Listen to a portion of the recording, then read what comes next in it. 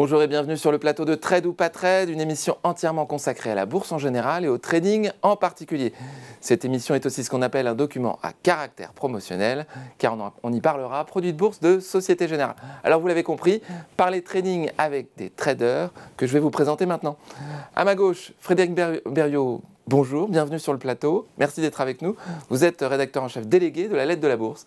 Merci d'être avec nous. Bonjour. Mathieu Lebrun à ma droite. Vous êtes responsable de la newsletter SMS Cash Alert. Vous faites de l'analyse technique, spécialiste des produits dérivés. Merci d'être avec nous. Merci à vous. Et Jean-Louis Cussac, on ne vous présente plus, formateur, président de Perceval Finance. Merci d'être avec nous, Jean-Louis. Bonjour tout le monde. Et Léa Gézéquel, vendeuse Société Générale sur les produits de bourse. Bonjour tout le monde. Alors c'est parti, on y va tout de suite avec On refait la semaine.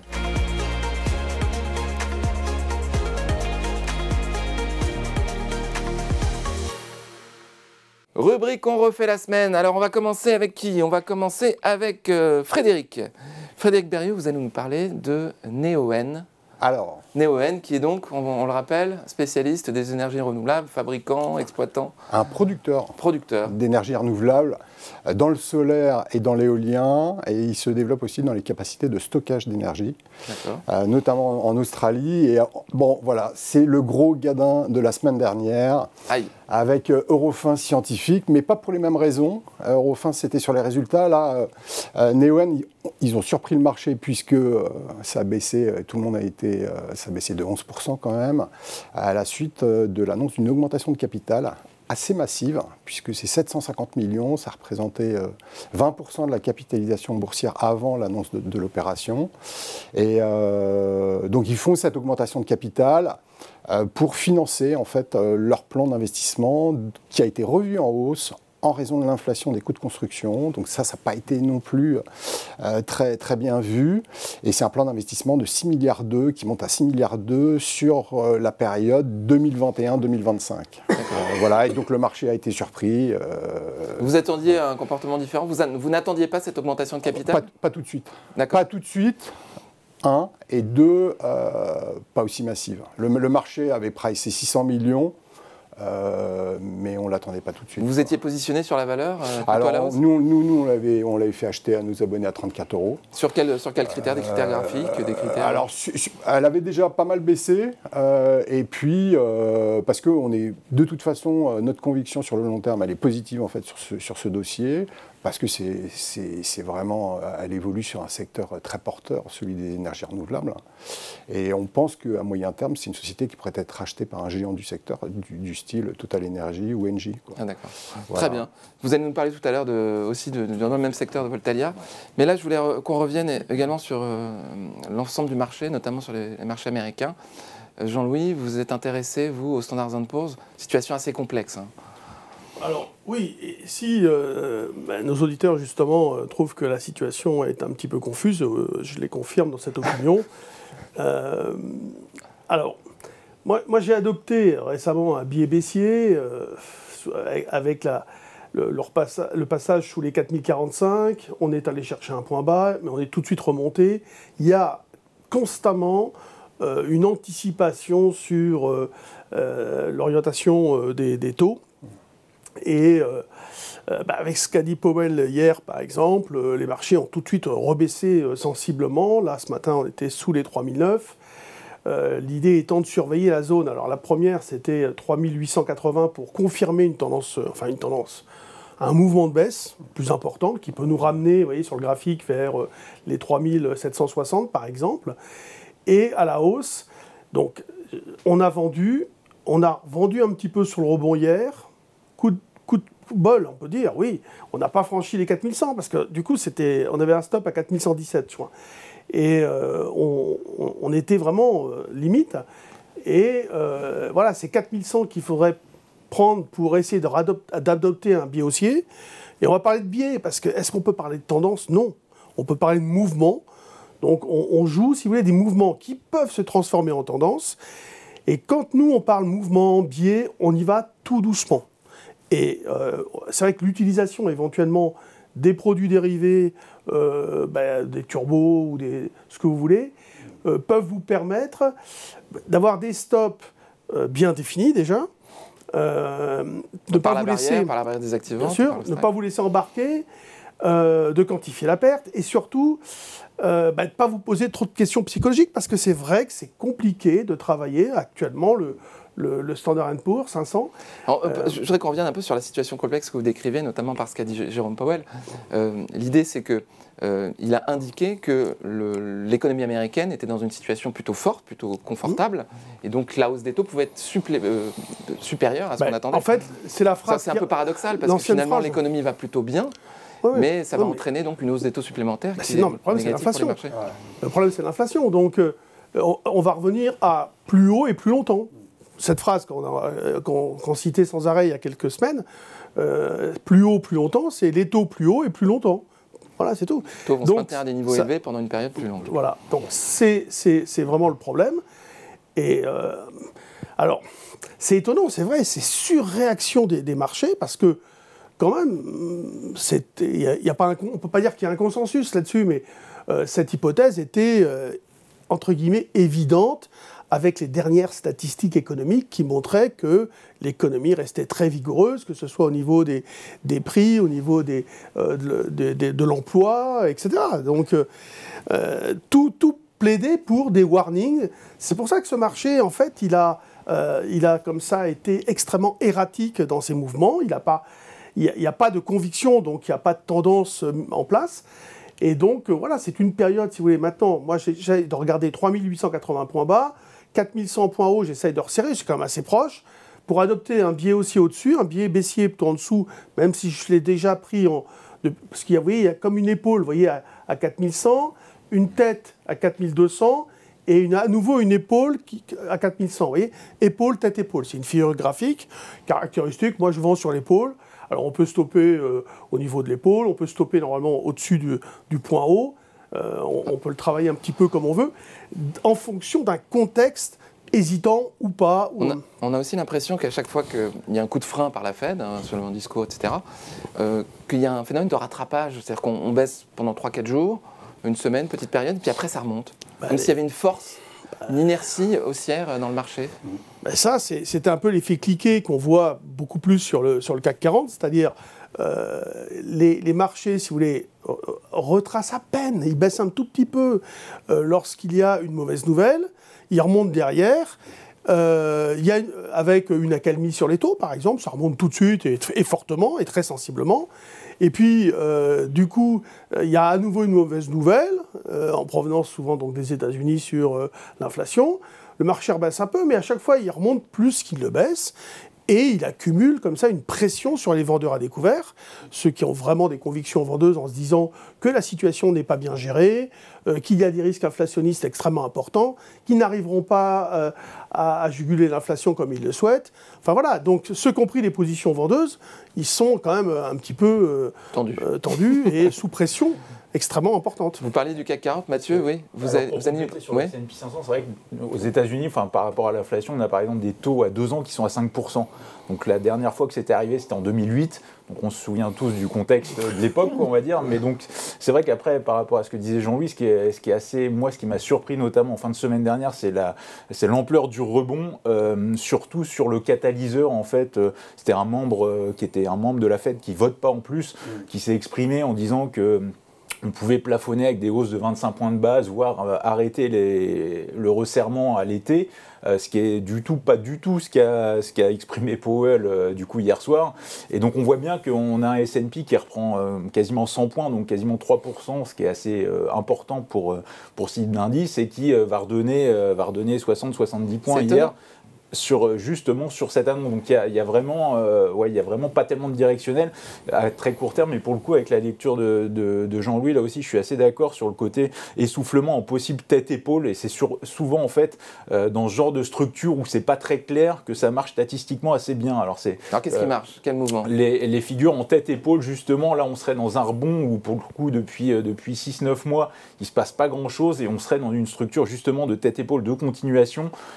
Schématiquement, tout ce rebond qu'on a depuis le point bas, depuis octobre, serait qu'un simple mouvement de correction technique haussière avant une rechute plus marquée. Et alors sur le CAC 40, on en est où? Alors, là aussi, ce que disait Jean-Louis très bien, c'est qu'on a une surperformance. Alors pour tout vous dire, moi, dans SMS Cash Alert, j'avais été en congé sur la première vacance premières semaines des vacances parisiennes, et j'étais parti en congé avec des poux de cac que j'avais pris sur la première approche des 7004.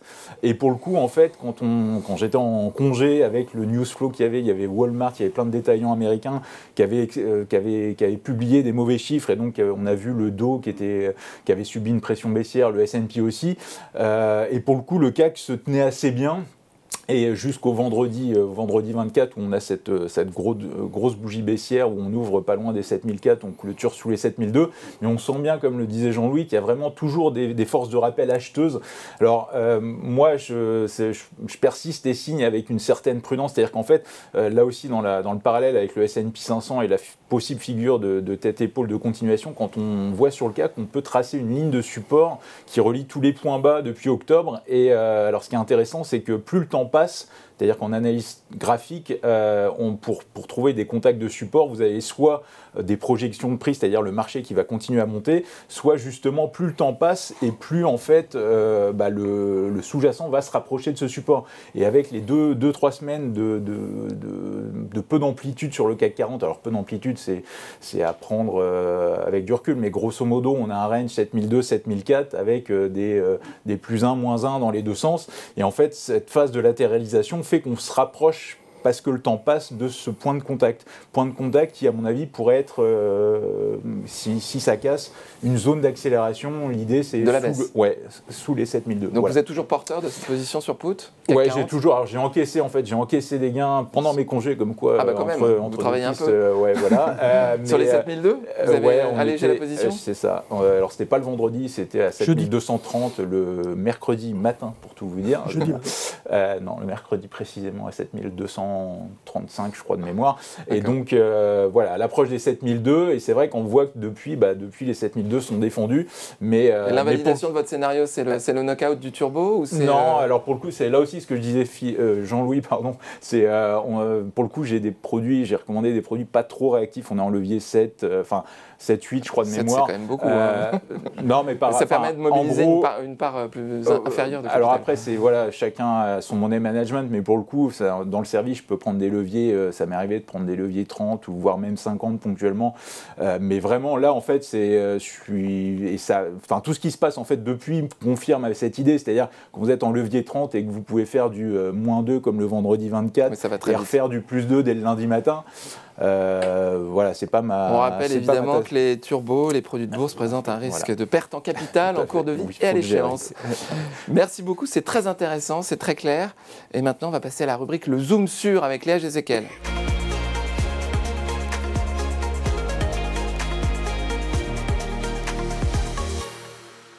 Le Zoom Sur avec Léa Jézéquel, vendeuse produits de bourse Société Générale. Vous allez nous parler du calculateur Varan. Oui. C'est quoi un calculateur Varan? Effectivement, puisque vous vous rappelez, il y a quelques émissions, on a parlé des différences entre les options et les varans. On vous a aussi expliqué un petit peu ce qu'étaient les varans. Donc je rappelle pour ceux qui nous prennent en cours de route, ce sont des produits à effet de levier qui servent à investir à la hausse ou à la baisse, avec donc une amplification des mouvements du sous-jacent.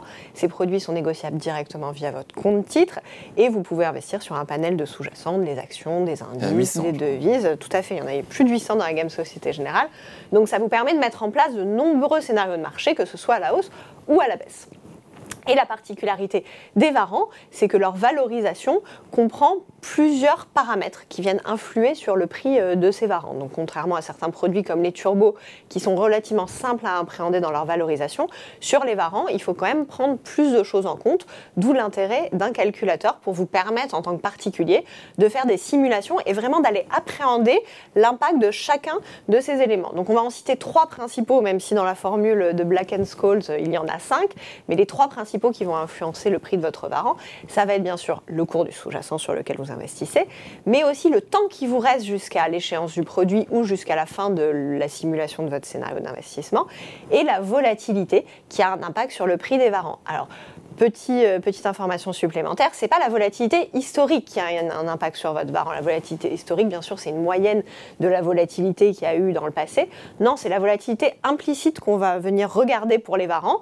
Et cette volatilité implicite, c'est une donnée de marché, c'est pas une donnée calculée, c'est vraiment une résultante de l'offre et de la demande. La volatilité étant l'amplitude de variation du sous-jacent. Voilà, exactement. Moyenne donc, des écarts à la moyenne. La volatilité implicite, c'est l'anticipation des market makers de la volatilité non pas dans le passé, mais dans le futur. Donc on pourrait traduire ça de manière extrêmement vulgarisée par finalement quelle est la température de la nervosité des marchés à venir. Et donc ça, selon le type de varan que vous choisissez, ça peut être un paramètre qui peut influencer grandement la valorisation de votre varan. Donc c'est très important quand vous investissez sur ce type de produit, surtout si vous n'avez pas l'habitude d'en faire, d'utiliser ce type d'outil qu'on met à votre disposition gratuitement, que ce soit sur la fiche valeur du produit ou dans notre rubrique formation outils, pour aller vraiment appréhender. Donc comme vous pouvez le voir à l'écran, une fois que vous avez choisi votre varan, vous avez plusieurs cases que vous pouvez faire varier. Donc bien sûr le cours du sous-jacent, mais aussi la date, puisque sur les varans, plus vous rapprochez de l'échéance, plus vous perdez ce qu'on appelle de la valeur temps. Donc c'est très important de revendre votre varan avant d'avoir perdu cette valeur temps et donc de toujours choisir. Nous, on a tendance à dire qu'une bonne pratique, c'est de choisir un varan dont la maturité est 3 fois supérieure à votre scénario d'investissement, justement pour conserver cette valeur temps, puisque sur tous les produits de bourse, vous n'avez jamais à attendre la maturité du produit pour le revendre. Vous pouvez le revendre quand vous voulez. Pour minimiser la perte de valeur temps, exactement.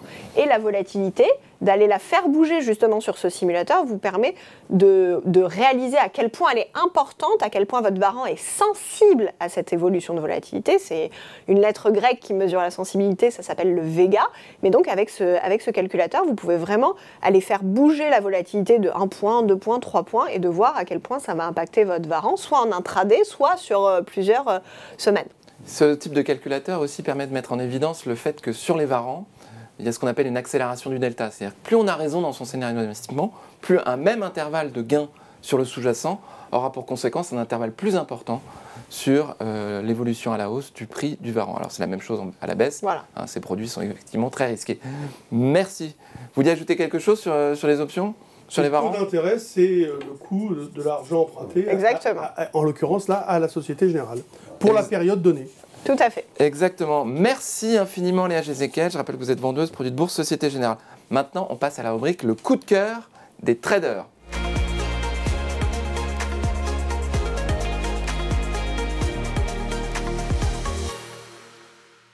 Le coup de cœur des traders, vous connaissez le principe, chacun de nos traders présents sur ce plateau aura 60 secondes pour convaincre les deux autres sur un scénario d'investissement. Le premier à tenter de convaincre les deux autres, c'est Frédéric Berriot. Oui, vous avez choisi, attendez, on va mettre en route le chronomètre, vous avez choisi Essilor, Luxottica. Vous êtes prêts? On met le chronomètre, c'est parti. 3, 2, 1, il est derrière moi, c'est parti. Alors je pense que le titre va baisser. Pourquoi? 2 points. D'abord, ils ont déçu en termes de croissance organique au dernier trimestre. Ils ne donnent pas de perspective pour cette année de façon prudente. Et puis, ils ont déçu aussi sur la rentabilité avec une amélioration qui était de 0,7 seulement contre 0,9 en fait pour le marché. Nous, sur le long terme, c'est un très bon dossier, hein, mais on pense que ça peut avoir un petit coup de faiblesse et qu'on peut revenir sur les niveaux de 150, 155, 150. Sur quel horizon à peu près? Assez rapidement, je pense. D'accord. D'ici, bon après ça tout dépend du marché en général, mais je pense que d'ici un mois, on peut, ou 15 jours, un mois. Votre objectif donc 155, 150. Très bien. Merci beaucoup Frédéric. Alors, Jean-Louis, Mathieu Lebrun, Jean-Louis Cussac, quel est votre consensus? Un consensus magnifique. Ah, un petit doute là. Jean-Louis, allez-y. Non, mais le petit doute, si vous voulez, c'est dans un marché qui, s'il reste haussier, chose pour laquelle je doute aussi, il y aura plutôt l'idée d'aller chercher une valeur qui est en retard, qui a pas trop surperformé, etc. Mais c'est dangereux, parce qu'on tombe sur le piège Neoen, où les gens achètent parce qu'elle n'est pas chère, mais il y a toujours des gens qui savent des choses qu'on ne sait pas, que les autres ne savent pas, et qui en profitent. Donc des caractéristiques sur les graphiques comme celle-ci c'est la conséquence de gens qui se connaissent bien le dossier et qui vendent. Et du coup, on se dit, tiens, pourquoi ça baisse alors que le consensus est plutôt pas mal. Et sur Essilor, Luxottica, le consensus est plutôt pas mal. Il est plutôt acheteur. Mais c'est vrai, ok, elle a déçu, c'est vrai. Et elle a une configuration graphique mauvaise. Donc oui, sur le plan technique, c'est baissier. Alors maintenant, l'objectif, si vous voulez, n'est pas très éloigné. Et le stop loss, il est pas non plus très, très clair. Il est peut-être au-dessus du dernier plus haut 179, certains diront 184, et certains diront si dans 15 jours on n'a pas baissé, je m'en vais. Vous voyez, ça fait partie des choix qu'on peut faire. On peut tenter une vente dans une période de doute où le marché pourrait peut-être retracer.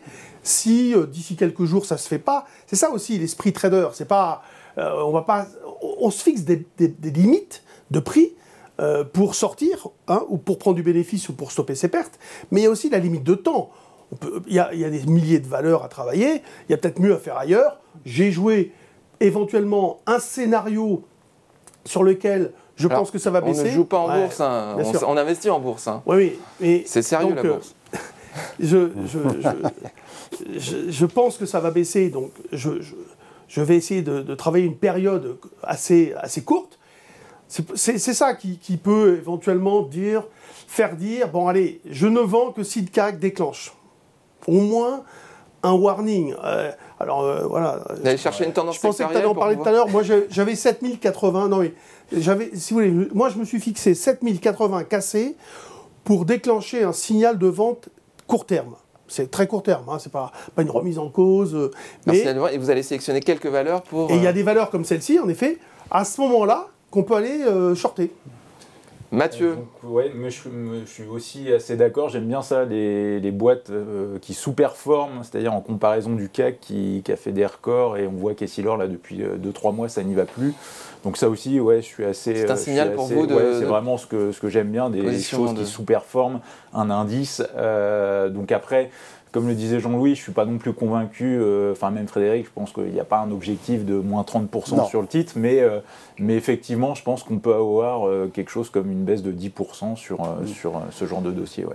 Très bien, merci Frédéric pour ce scénario qui est visiblement validé par nos deux invités. Trader, en face de vous. Je peux juste... Oui, vous aviez quelque chose à ajouter. Je rajoute un élément, c'est une valeur qu'on appelle une valeur de croissance, sensible au taux d'intérêt.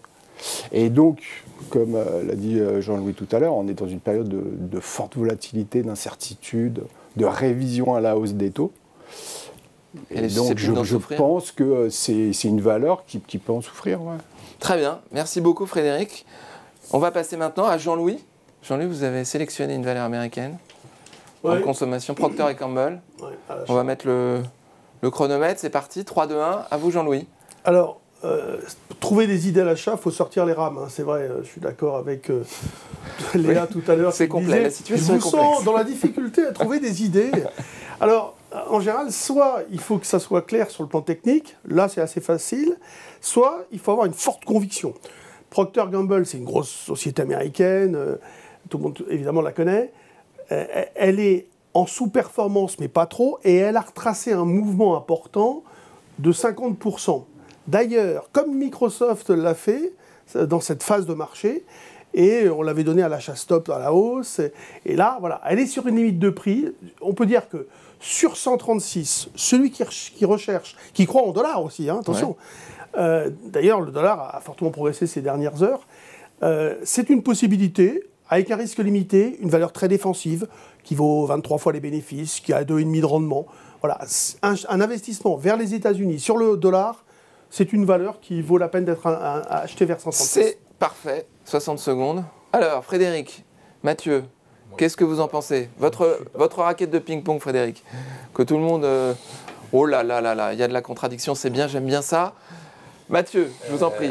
J'aime alors déjà le fait que ça appartienne au dos, c'est un peu dans la même logique que ce qu'on a évoqué tout à l'heure sur le S&P 500. Alors effectivement c'est défensif, c'est pas du fort bêta, mais en gros si le dos ou le S&P doit fort continuer, bêta, il n'y a pas de forte corrélation avec l'indice. Qui va, c'est pas celle qui va perdre 10%, alors sauf publication propre, enfin news flow propre, ce que j'appelle. Mais donc d'une part, de la situation du dos du S&P, moi je suis pas très optimiste. Et après, en fait, d'un point de vue graphique pur, j'aime pas trop justement d'une part, ça sous-performe. Là aussi, c'est un peu le même constat qu'Essilor, c'est que on a un dos qui a fini par baisser fin février, mais on voit que le titre, lui, baissait déjà dès janvier, alors que le dos se tenait plutôt bien. Donc ça aussi, c'est le type de sous-performance qui, moi, me fait passer mon tour à l'achat.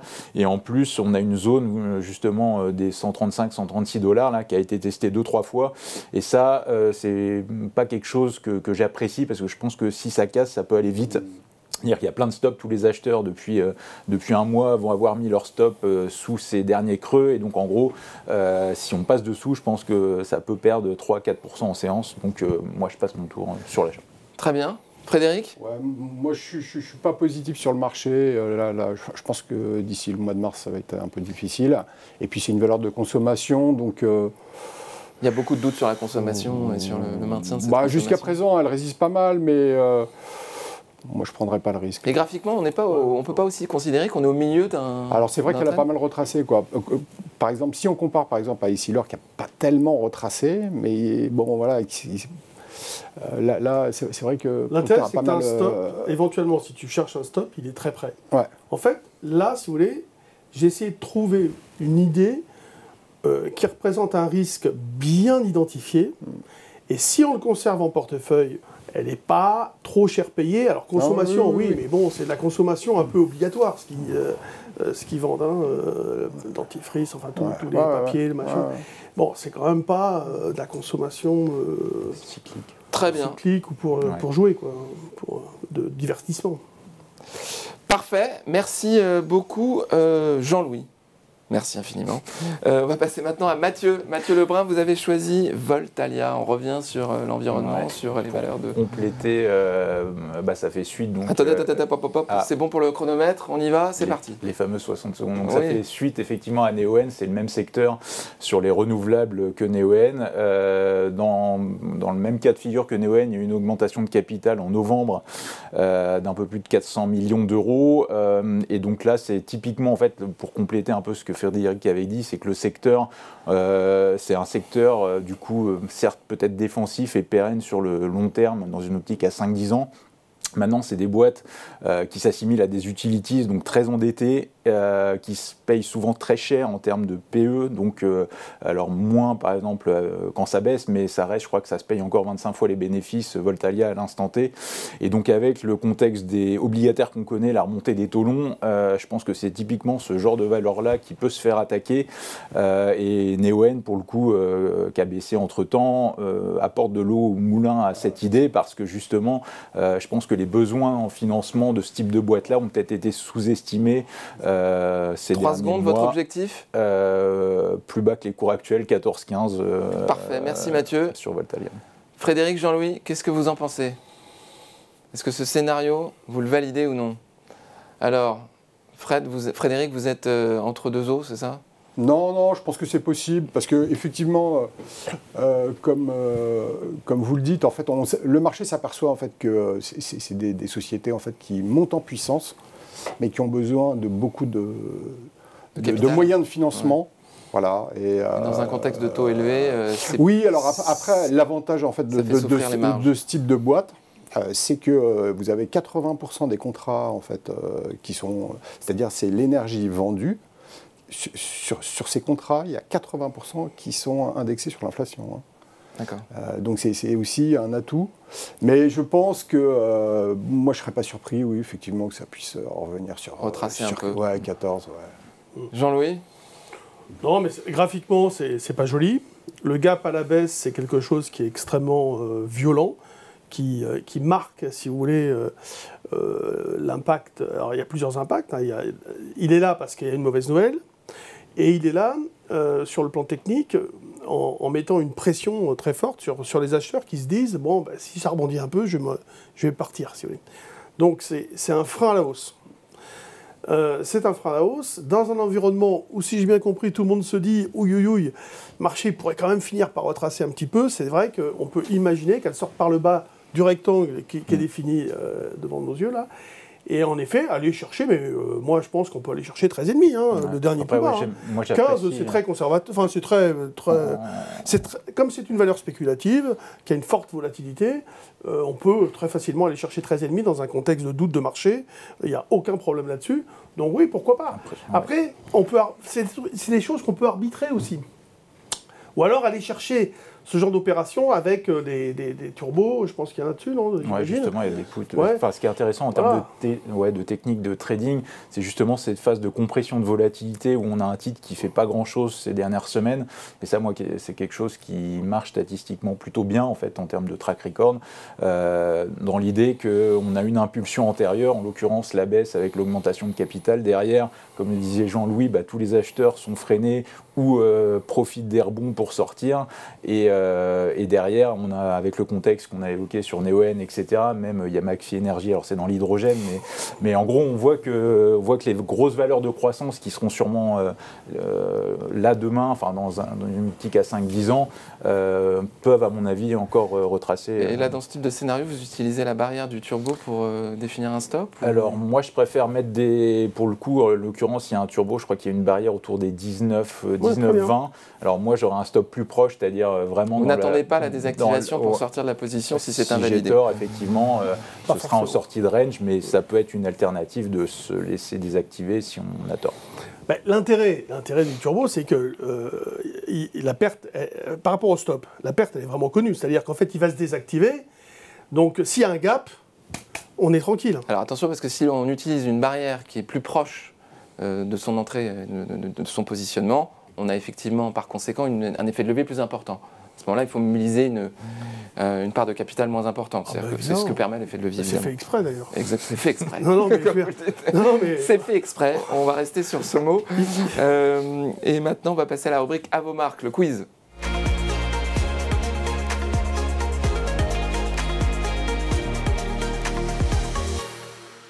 Rubrique à vos marques, vous l'attendez tous, c'est le quiz, hein, Léa Jézéquel, vous allez déterminer qui de ces traders a la meilleure culture financière, hein, c'est un peu ça. Pas forcément le meilleur trader, exactement. On n'est pas là pour juger. Et donc, un qui suis-je sur... Oui, aujourd'hui c'est un qui suis-je sur les actions françaises, ça fait jamais de mal d'être un peu chauvin. Donc aujourd'hui on parle des actions françaises. Alors, c'est parti, je vous rappelle les règles du jeu, vous attendez bien que j'ai énoncé l'ensemble des réponses possibles avant de buzzer. Tolérance 0. 0. Allez, on envoie la première question. Je suis une entreprise du CAC 40 ayant publié mes résultats annuels en février dernier avec un résultat net de plus de 20 milliards d'euros en hausse de 28%. Je suis Airbus, Total Energy, Hermès ou Renault? C'est Jean-Louis. Total. Effectivement, c'est un record historique en termes de résultats nets pour Total, porté bien sûr par la hausse du prix du gaz suite à la guerre en Ukraine. Ensuite, derrière, on peut parler d'Airbus qui n'a pas à rougir avec 4,2 milliards d'euros de bénéfices nets, porté par la commande historique bien entendu de Air India pour 250 appareils. Derrière, nous avons Hermès avec 3,4 milliards d'euros de bénéfices nets, en hausse de plus 38%. Et bien sûr, Renault, malheureusement, ne pouvait pas être une réponse possible puisque lui, il est en perte nette de plus de 330 millions d'euros. On a remarqué une détermination très très forte dans votre regard. Au moment de l'énoncé de la question, vous étiez vraiment très concentré. Ça fait plaisir de voir ça. Il y a un enjeu, hein, il faut absolument avoir le plus grand nombre de points. Je pense que Jean-Louis a décidé de l'avoir aujourd'hui, je vous préviens. Jean-Louis, 1 point, Mathieu et Frédéric, 0.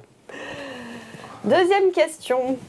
Je suis un indice boursier de la zone euro ayant établi mon nouveau record historique en cours de séance en février dernier, dépassant ainsi mon précédent record établi le 5 janvier 2022. Je suis le DAX, le FTSE, le CAC 40 ou l'AEX? Frédéric? Le DAX. CAC. Bravo Jean-Louis. Désolé. Jean-Louis, là, alors, on précise. Le DAX c'est au mois de mars. Attendez. En fait, le DAX a bien fait un record cette année, Frédéric, mais c'était le 5 janvier et ça n'a pas été dépassé depuis, puisqu'aujourd'hui on est autour de 15 680 points. Vous avez plongé dans le piège. Voilà, c'était un peu piégeux, je vous l'accorde, mais bon, c'est aussi le but du quiz, hein, il faut vous départager, vous êtes tous extrêmement qualifiés. Donc... Vous voulez porter réclamation peut-être? Exactement. Non, ce qui m'a induit en erreur, c'est qu'on a fait un nouveau record au mois de mars. Moi, je lis en cours de séance en février. En février. C'est pour ça que c'est en mars qu'on l'a fait. En février. Oui, il a raison. Il y a un record en février, et il y avait un précédent record en janvier. C'est pour ça que j'ai pas dit le CAC. Parce que j'ai lu en février. Et donc, il y a eu un record là. Mais le CAC aussi, tu as fait la question est très claire. La question est très claire. Donc, le CAC 40, son record, c'était le 16 février à 7387 points, porté par les entreprises du luxe, tandis que le record du CAC était le 5 janvier, et ça n'a pas été dépassé depuis. Si. Le record du DAX, oui. Le de DAX. Sur le CAC, on a fait 7401. Votre réclamation est rejetée. Frédéric, vous avez d'autres questions pour vous refaire. 2 points pour Jean-Louis, 1 point pour Mathieu, 1 point pour Frédéric. Ce n'est pas fini, vous pouvez vous rattraper. Troisième question. J'ai vu le cours de mon action grimper de 15% le mois dernier, suite aux spéculations d'entrée au capital de l'une de mes filiales. Je suis Thales, Airbus, Atos. Frédéric, là. Comment ça? Atos. Oui, effectivement. Donc Atos, facile, étant la société mère d'Evidian, alors Evidian, je le rappelle, c'est la partie d'Atos qui gère tout ce qui est suite logicielle de gestion des identités. Donc ça va regrouper le big data, l'intelligence artificielle, que des mots qui font bien vendre en ce moment. Et donc Evidian, en fait, Airbus s'est positionné pour acquérir presque 30% du capital d'Evidian. Thales était aussi sur les rangs, d'où la difficulté de cette question, mais finalement, ils ont décidé... très piégeux. Ils ont décidé de ne pas donner suite puisque quand même une grande partie des activités d'Evidian ne les intéressait pas. Donc 2 points pour Jean-Louis, 1 point pour Frédéric, 1 point pour 0 pour Mathieu, pardon. Quatrième question, encore 2 questions. Non mais il le savait. Jean-Louis découvre, mais t'as vu, c'est pas agréable quand on buzz avant toi. Vous n'avez pas la main sur le buzzer, Mathieu. Ah oui, vous êtes... Bon, Quatrième question. Suite à l'annonce de résultats records, je viens de verser une prime exceptionnelle de 4 000 € à l'ensemble de mes salariés. Je suis Total, Hermès ou LVMH? Oula. Moi, je dirais LVMH. Hermès. Bravo Jean-Louis. Effectivement, Hermès, 4 000 € de prime après cette année record en termes de résultats. Donc non seulement Hermès a choisi de fidéliser ses employés, mais en plus a fait quand même un joli coup de communication, on peut le dire, puisque ça a pas mal fait les gros titres. Je suis étonnée que vous ayez mis tant de temps à répondre. C'était quand même très présent dans les médias. Côté LVMH, il y a aussi eu quand même un versement de primes, mais qui était plus modéré, entre 1 000 et 1 500 € par employé. Et par contre, chez Total, ça s'est pas très bien passé, puisqu'il y a eu des grèves dans les raffineries, justement car les hausses de salaire pour suivre l'inflation ont été jugées vraiment insuffisantes par les salariés du groupe. 2 points pour Frédéric, 2 points pour Jean-Louis. Non. Je ne dirais pas. J'arrive sur la dernière question. Non, Jean-Louis creuse l'écart, là. Ah non, c'est Jean-Louis qui Trois, vient. oui, Ah oui. oui, pardon, excusez-moi, n'importe quoi. 3, 1, 0. Oui, c'est fini là, c'est terminé. Je buzz plus. Laissez la place un peu à vos amis. Dernière question. J'affiche à l'issue de la publication de mes résultats nets pour l'année 2022 une dette de 60 milliards d'euros. Je suis EDF, LVMH ou Air France? Je sais, Frédéric. EDF. Effectivement, c'est EDF. Cette année, une perte de 17,9 milliards d'euros qui creuse la dette à cause des problèmes dans le parc nucléaire, malgré quand même une augmentation du chiffre d'affaires de plus 70%. Côté LVMH, bien sûr, tous les voyants sont en vert, donc C'est gonflé. voilà, c'était gonflé de la mettre là, mais bon, faut bien vous aider un peu, hein, parce que parfois, c'est pas évident. Et Air France, un résultat net de 728 millions d'euros, qui doit encore rembourser 2,5 milliards de dettes, mais c'est quand même moins important. Bravo Jean-Louis, 3 points. Frédéric, vous voulez rajouter quelque chose? C'est les impôts qui vont augmenter. On ne On sait parle pas. pas de fiscalité pendant cette émission. Exactement. Alors 3 points pour Jean-Louis. Bravo Jean-Louis. Toutes mes félicitations. Frédéric, c'est une belle performance de Mathieu. Qu'est-ce qui s'est passé? Votre micro. Trop de pression. Vous ferez mieux la prochaine fois. Merci à tous d'avoir participé à cette émission. Merci. Et à la prochaine fois.